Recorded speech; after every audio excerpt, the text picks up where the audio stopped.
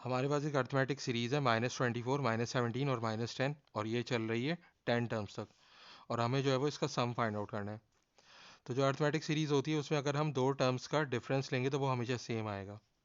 यानी कि -17 में से -24 को हम माइनस करेंगे तो हमारे पास 7 आएगा। इसी तरीके से -10 में से -7 को -17 को माइनस करेंगे तो भी हमारे पास 7 आएगा।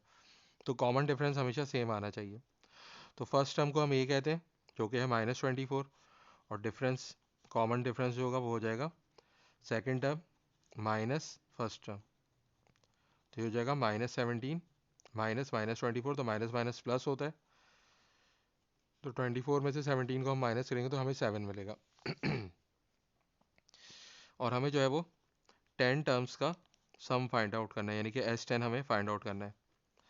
तो सम ऑफ n टर्म्स का फॉर्मूला क्या होता है? Sn is equal to n/2 2a plus n minus 1d।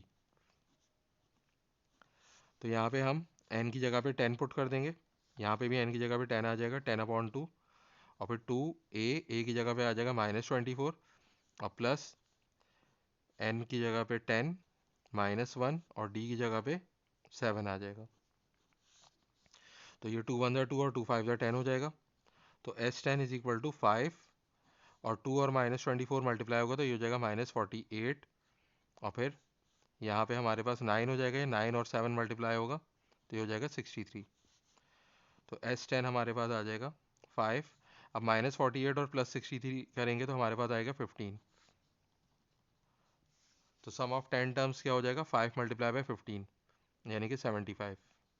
तो इस तरीके से हम किसी भी अर्थमेटिक सीरीज को का सम जो है वो फाइंड आउट कर सकते हैं।